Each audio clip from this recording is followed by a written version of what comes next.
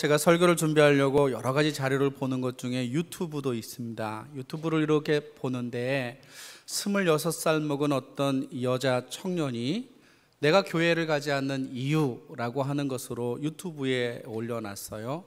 내가 교회를 가지 않는 그 이유, 이래서 목사니까 도대체 젊은이들이 왜 교회를 안 오나 해서 틀어봤더니 그 친구가 이렇게 얘기했어요.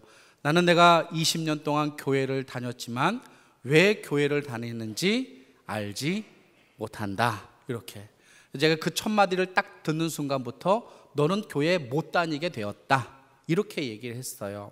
생각했어요. 여러분, 오늘 교회 오셨나요? 하나님 뵈러 왔나요? 예수 만나지 못하면 교회 오는 것 의미 없습니다. 우리가 교회를 오는 것이 아니라 하나님 앞에 나가는 것이죠. 20년, 30년 동안 교회를 다녀도 교회만 다니면 의미 없고 30년 뒤에도 낭망할 수 있습니다. 우리가 이렇게 예배드리는 이 자리는 교회에 온 것이 아니라 하나님 앞에 온 것인 줄로 믿습니다. 사도 바울이 그 하나님을 만나는 장면이 오늘 본문의 장면입니다. 인생은 누구나 다 터닝 포인트에 아주 중요한 자리들이 있습니다. 여러분들을 하나님이 만져주셨던, 저도 하나님이 만져주셨던 자리가 과거 있었고, 그리고 지금도 하나님은 내 인생을 만져주시고 여러분도 만져주시며, 그리고 미래에도 하나님은 우리를 만져주시는 귀한 자리를 예비하고 계시는 줄로 믿습니다. 다메섹에서 사울이 예수를 만난 그 자리는 어쩌면 우리가 지금 이 자리에서 예수를 만나게 될 그 귀한 자리가 될 줄로 믿습니다.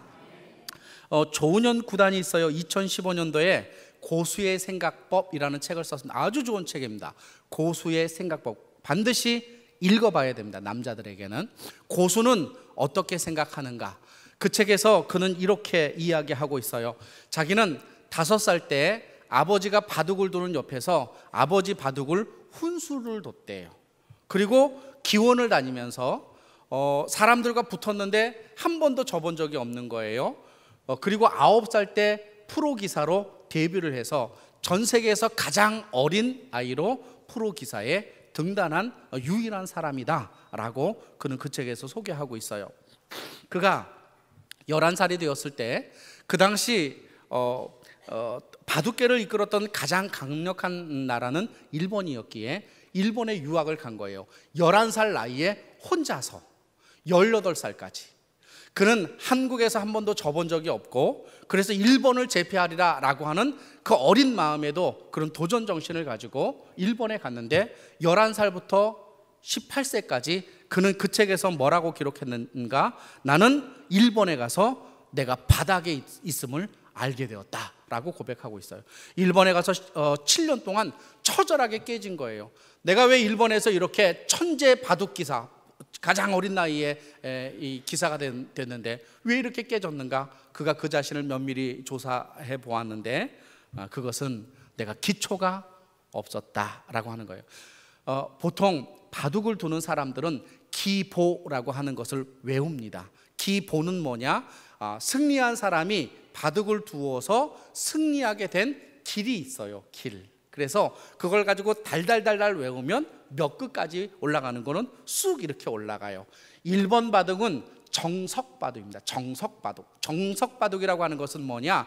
이긴 사람이 자신이 돌을 두었던 공격과 수비를 기보로 쭉 만들어 가지고 그걸 달달달달 외워서 서로 맞붙는 바둑이었어요. 그러니까 그런 정석을 몰랐던 조훈현 구단은 일본에 가서 처절하게 바닥을 길 수밖에 없었고, 그 7년 동안 바닥을 기면서 자신은 바둑을 다시 만났다, 이렇게 이야기했습니다. 만약에 조훈현 구단에게 일본이 없었다면, 일본에 가서 바둑을 배우는 시간이 없었다면 그는 그렇게 탁월한, 전 세계적으로 탁월한 바둑 기사가 될 수 있었을까? 사도 바울에게 다메섹이 없었다면 그가 탁월한 주님의 사도가 될 수 있었을까? 왜냐하면 다메섹 사건 그 이전에 그는 살인마였고, 그는 자기 자신에 의하여서 움직여졌고, 오늘 본문에 의하면 위협과 살기가 등등하여 다메섹으로 갔다 그랬어요. 포항 약국에서 묻지마 칼부림이 났죠. 어제 아마 났던 것 같아요. 그냥 50대가 여자 둘이 있는데 그냥 소리 지르니까 가서 찔렀어요. 일본의 신간센에서도 칼부림이 나서 한 명이 죽었습니다. 걸리는 놈들은 무조건 죽이겠다. 이러고. 그 사람들은 무엇을 따라 살아가고 있을까요? 여러분은 어떤 생각을 가지고 이 삶을 살아가고 있습니까? 사도 바울은 예수님 만나기 전에 살인과 위협의 마음으로 인생을 살았어요. 돈이 중요한 사람은 돈 따라서 살아갑니다. 권력이 중요한 사람은 권력을 따라서 살아가고, 건강이 중요하다고 생각하는 사람들은 건강을 따라서 살아갑니다. 그러나 우리는 예수 따라가야 할 줄로 믿습니다. 우리의 인생인 무엇을 따라가야 할 것인가? 우리는 예수를 따라가야 하지요. 그가 다메섹 도상에서 예수를 만나고 난 그 이후에 어떤 일이 벌어졌느냐? 한 인간 사울이 바울로 바뀐 것뿐만 아니라 한 인간이 바뀌었는데 하나님의 복음의 지도가 아시아에서 전 세계로 이렇게 확산되는 놀라운 일이 벌어진 거지요. 이 중에서 예수 제대로 만난 저나 예수 제대로 만난 여러분을 통하여서 하나님도 이 땅 가운데 하나님의 지도를 바꿔가실 줄로 믿습니다. 안중에 예수 믿지 않는 사람이 80%가 넘습니다. 그죠? 평택 자체, 이 땅 역시 마찬가지입니다. 내가 정말로 예수를 믿어서 바울이 자신뿐만 아니라 그를 통하여 정말로 유럽이 뒤바뀌었던 것처럼 우리에게도 그런 소망이 있기를 간절히 소원할까요? 안 믿어지잖아요. 안 믿지 않나요? 제 생각일까요? 근데 중요한 것은 하나님 하시면 될 줄로 믿습니다.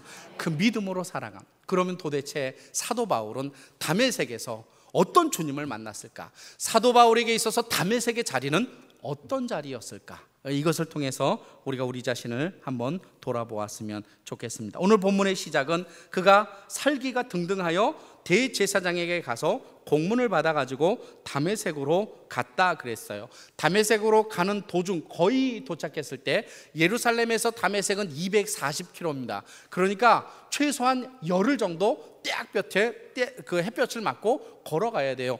거의 다 도착했을 때 그때 갑자기 시간은 정오였는데 26장에 보면 정오였는데 태양보다도 더 밝은 빛이 그에게 비추기 시작했어요. 그는 자기에게 비추는 그 태양을 바라보고 실명을 하고 말았고, 그가 실명하고 나서 하나님 앞에 그는 기도의 자리로 나가게 됩니다. 그게 오늘 본문 9절에 1절에서 9절까지의 내용입니다. 그 빛 속에서 그는 누구를 만났는가? 예수를 만났어요. 4절에 보니까 땅에 엎드러져 들음에 소리가 있어 이르시되 사울아 사울아 내가 어찌하여 나를 박해하느냐. 이렇게 해서 예수님이 그를 만나 주셔요. 여러분, 참 그 하나님의 위대함은 무엇이냐면 하나님은 사람을 만날 때 아무도 가리지 않는다는 거예요. 만약에 가렸다면 여러분이 예수 믿을 수 있을 것 같아요? 나는 믿어도 내 남편은 못 믿을까요? 우리는 우리에 대해서 플러스 점수를 많이 주는데 글쎄요, 타인이 나를 봤을 때 내가 과연 구원받을 만한 자격과 능력과 인격과 이런 평가를 받을 수 있을까? 만약에 주님이 사람을 가려서 만났다면 우리도 이 자리에 올 수 없지만 주님은 아무도 포기하지 않으실 줄로 믿습니다. 그래서 우리가 이 자리에 왔어요. 자, 그러면 첫 번째, 다메섹 그 자리에서 다메섹에서 사울은 어떤 것을 경험했을까? 오늘 본문 1절부터 3절까지 제가 읽겠습니다. 사울이 주의 제자들에 대하여 여전히 위협과 살기가 등등하여 대제사장에게 갔어요. 왜 그때 주님은 만나주지 않았을까? 대제사장에게 갈 때 살인의 동기를 가지고 대제사장에게 가서 공문을 받으러 갈 때 왜 주님은 그를 만나주지 않았을까? 그때 만나주셨으면 그는 오히려 더 빨리 예수를 만났을 텐데. 그가 가서 공문을 받았습니다. 2절, 다메섹의 여러 회당에 가져갈 공문을 청하니 이는 만일 그 도를 따르는 사람을 만나면 남녀를 막론하고, 이 남녀를 막론한다라고 하는 이 단어는 아주 잔인함을 말하는 겁니다. 칼빈의 주석에 의하면 그는 짐승이었다. 왜 짐승이냐면, 여러분, 전쟁의 여자 내 뭡니까? 전쟁의 여자 내 뭡니까? 전쟁은 남자가 가는 겁니다. 여러분, 사람을 죽이더라도 남자를 죽이지 부녀자와 아이는 죽이지 않습니다. 전쟁통에도. 그런데 이 바울은 얼마나 악랄한 마음을 가졌는지, 남자건 여자건 걸리면 무조건 죽인다. 그래서 칼빈은 그를 짐승이라고 그랬어요. 짐승. 그는 그의 마음속에 유대교를 지키기 위하여서는 내가 물불 가리지 않는다라는 마음으로 공회에서 대제사장에게 인증서를 받아서 다메섹으로 가고 있어요. 출발하기 전에 좀 만나주시면 안 되나? 다메섹에 가기 전에. 근데 하나님은 그를 만나주지 않아요. 그가 어디 가기까지? 다메섹에 거의 다 도착할 때까지 내버려 두십니다. 제가 여러분에게 질문 한번 해볼게요. 여러분이 예수 믿었을 때가 있어요, 그죠? 예수 믿었을 그때 이전에 여러분은 초청받은 적이 있습니까? 우리 이수영 집사님은 언제 예수를 믿으셨습니까? 모태신앙. 그러면 모태신앙도 다메섹에 자리가 있었을 텐데 본인에게도 있었습니까? 언제쯤이었습니까? 결혼하고 나서. 그 다메섹의 자리가 그 전에 왔었다면 어땠을 것 같아요? 지금의 남편을 안 만났을 것 같아요. 이거 녹음돼서 유튜브로 깔리고 있는데 이거 큰일이네. 많은 사람들이 그렇게 이야기하지요. 지금보다도 더 일찍 하나님 나를 만나 주셨다면 나는 달라져 있을 거라고. 그런데 여러분, 놀라운 사실은 그때 만나 주시기 이전에도 하나님은 여전히 여러분의 마음을 두들기고 계셨다는 거예요. 근데 놀라운 것은 우리가 그를 믿을 때가 있다는 거예요. 하나님이 우리를 부를 때가 있다는 거예요. 하나님은 지금 바울을 일찍 믿게도 할 수 있었지만, 그러나 그의 분노가 가득 차 있을 때, 그의 혈기가 짐승과 같이 돼 있을 때 하나님 다메섹 도상에서 그를 만나 주신 겁니다. 그가 넘어질 수 있는 기회가 지금이라고 생각했기 때문이죠. 주님이 그를 만나 주실 그때에 오늘 3절에 보면, 사울이 길을 가다가 다메섹 가까이 이르러 호련히 하늘로부터 그들을 둘러 비췄다, 이렇게 되어 있습니다. 저는 저의 인생도 그렇지만 또 성도도 목회를 이렇게 하고 있지 않습니까? 목사로서 가져야 할 중요한 그 요소가 하나 있다라고 한다면 그것은 성도를 기다려주는 것인 것 같습니다. 설교를 할 때도 그렇고 일을 시킬 때도 그렇고, 어떤 성도는 그 일을 붙잡고 열심히 하시는 분이 계시지만 어떤 분은 그 일을 망치시는 분도 있고 어떤 분은 더디 따라오는 분도 있어요. 근데 그럴 때마다 제가 만약에 채찍을 들고 당신 그렇게 살면 안 돼, 당신 주 앞에서 그러면 안 된다라고 만약에 채찍질 한다면 여러분이 이 교회에 남아날 수가 있겠습니까? 제가 목회 11년 하고 얻은 중요한 비결이 하나 있다면 그것은 하나님은 기다리시는 분이고 저 또한 기다릴 때 사람은 변화된다라고 하는 것입니다. 여러분, 여러분의 마음대로 자녀가 변화되던가요? 여러분, 여러분의 마음대로 옆에 있는 사람들이 변화되던가요? 아니요. 끊임없이 인내하고 기다려주는 그 기다림이 있을 때 사람은 바꿔지기 시작하는 겁니다. 하나님은, 바울이 하나님을 만났을 때 아마도 그는 그랬을 거예요. 하나님, 여기까지 나를 기다려 주셔서 감사합니다.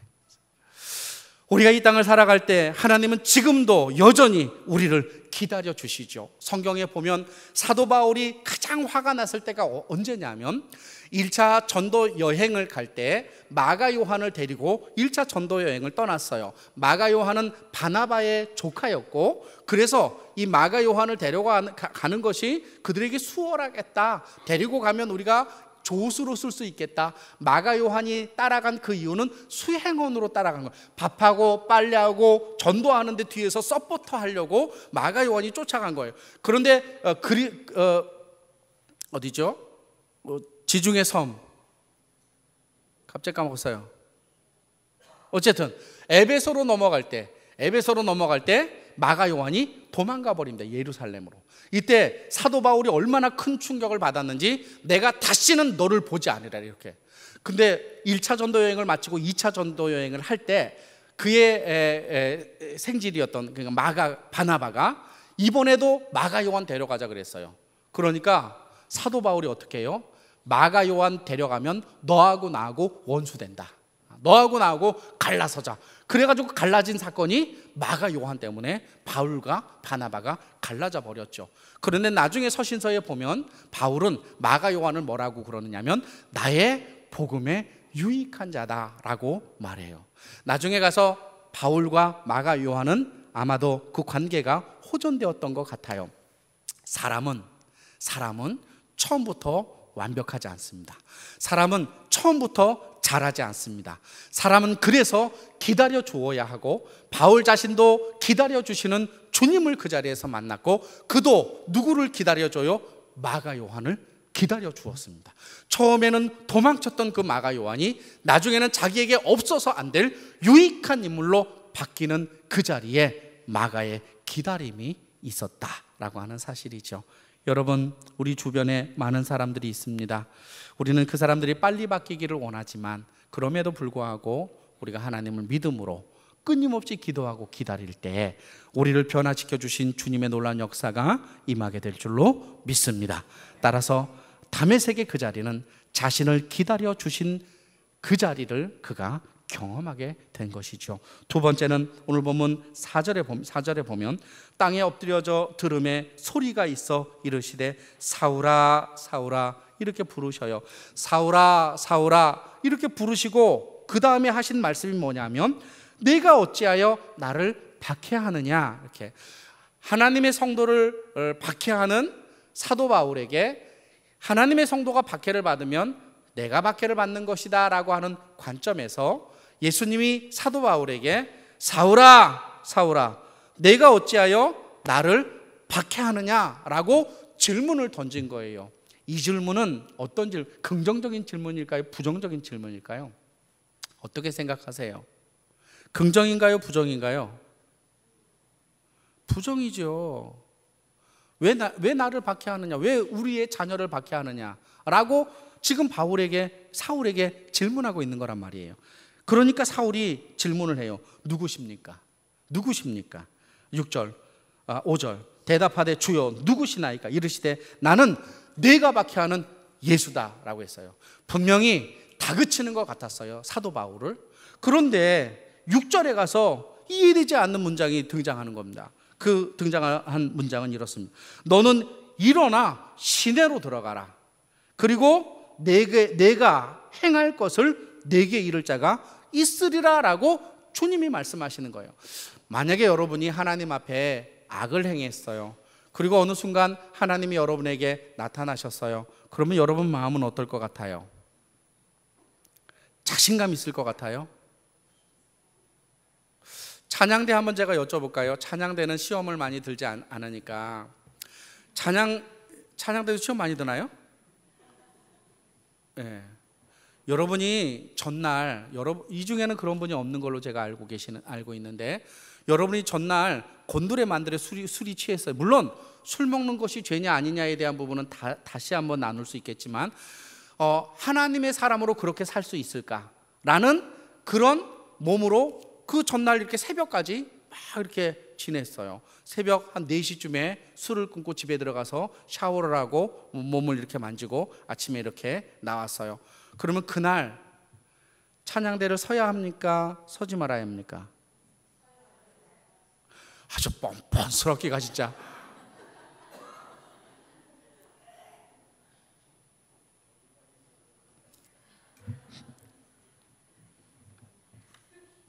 근데 많은 경우 서지 않습니다. 서지 않습니다. 내가 이렇게 하나님 앞에 부족하게 내 삶을 살았는데 내가 어떻게 찬양을 할 수 있어? 내 입술로 이렇게 찬양을 할 수 있어라고 죄책감을 받습니다. 사도 바울도 역시 마찬가지죠. 살인의 동기를 가지고 있고 쫓아가서 예수 믿는 사람을 죽이려고 했었던 그 마음 속에는 살기가 등등했었습니다. 근데 주님이 나타나셔서 야 사울아 왜 나를 박해하느냐? 그러면 그는 머리를 납죽 조아리고 살려주세요. 이번만 살려주시면 제가 어떻게 하겠습니다 라고 얘기를 해야 되고, 예수님은 알았다, 오늘 여기서 그만하자, 돌아가라, 앞으로 다시 이런 일이 있으면 끝장날 줄 알아라, 이렇게 말씀해야 되는데 희한한 거예요. 스토리가 뭐냐 하면, 아니 그렇게 살인자였던 사도 바울에게 야, 내가 너를 용서하고 그리고 너에게 사명을 줄 거야 라고 지금 주님이 말씀하고 계시는 거예요. 저는 이게 너무 이해가 안 되는 거예요. 여러분, 살인자가 용서받는 것, 그래, 할 수 있어요. 근데 그 살인자에게 일까지 맡겨요? 이거는 힘든 일이란 말이에요. 우리는 심지어 어때요? 어떤 일을, 어떤 프로젝트를 줬을 때 그 일을 실패한 사람에게 일을 맡기지 않습니다. 교회에서도 함께 일하다가 그 일을 불충실하게 하잖아요. 다음부터 그 일 맡기지 않습니다. 용서는 할 수 있죠. 이게 가능하단 말이냐고요. 근데 예수님은 하나님은 희한하신 거예요. 그를 사랑하고 용서하는 것뿐만 아니라 그에게 기회를 주셨다는 거예요. 그는 거기에서 어떤 하나님을 만나요? 사랑의 하나님, 나를 용서하고 나를 사명자로 만드신 그 사랑의 하나님을 그는 그 자리에서 만났던 것이죠. 여러분, 우리가 예배 드리다가 그 사랑의 하나님 만납니다. 우리가 부족하고 연약하게 살아갔는데 예배를 드리다가 주님이 나를 불러요. 뭐라고 불러요? 사울아, 사울아 불렀던 것처럼 영이야, 영이야 부르지. 주님, 제가 여기 있습니다. 그래, 다시 한번 용기를 가지고 살아가 봐라. 그 힘을 우리에게 주신단 말이죠. 사울은 그 자리에서 주님의 사랑을 경험하게 되었습니다. 저는 예배 시간이 그런 시간이 되었으면 참 좋겠다라는 생각 같습니다. 우리가 일주일 동안 부족하고 연약하게 살았지만 그러나 예배 시간을 통해 주님이 나에게 주시는 그 하나의 음성이 다시 내가 일어설 수 있는, 나의 이름을 부르시는 사랑의 주님을 만나기를 간절히 축원합니다. 마지막으로 세 번째, 그는 다메섹 도상에서 예수를 만나 오늘 7절부터 보면 길 가던 사람들은 소리만 듣고 아무도 보지 못하여 말을 못했다 그랬어요. 사도행전 22장 9절에 보면 나와 함께 있는 사람들이 빛은 보면서도 나에게 말씀하시는 이의 소리는 듣지 못했다 그랬어요. 그러니까 빛은 같이 봤던 것 같아요. 근데 사울아 사울아 부르는 것은 사울만 불렀던 것 같아요. 이것을 볼 때 구원은 개인적인 것입니다. 구원은 개인적인 것. 아무리 함께 이렇게 예배를 드려도 주의 음성을 듣는 사람이 있고 듣지 못하는 사람이 분명히 있는 것 같아요. 사울아 사울아 라고 그를 부르시면서 그가 장님이 되어버려요.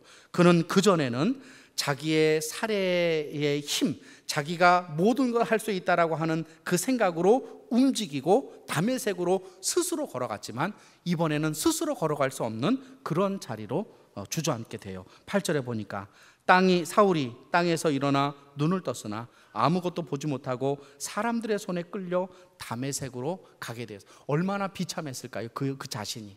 그렇게 용기백배했던 그가 중간에 예수님이 그를 만나주심으로 더 이상 자기 힘으로는 일어설 수도 걸을 수도 없는 그런 상태가 된 거예요. 그리고 다메섹에 들어가 그는 사흘 동안 보지 못했다라고 기록되어 있어요. 9절에 보니까 사흘 동안 보지 못하고 먹지도 마시지도 아니하였다. 화가 나서 그런 게 아닙니다. 갑자기 봤던 사람이 못 봐가지고 충격을 받아가지고 그런 게 아니고, 오늘 본문 9절 다시 보면 사흘 동안 보지도 못하고 먹지도 마시지도 아니했다라고 그랬습니다. 능동태로 쓰여 있어요. 그러니까 스스로 안 먹은 겁니다. 금식기도 한 겁니다. 금식기도.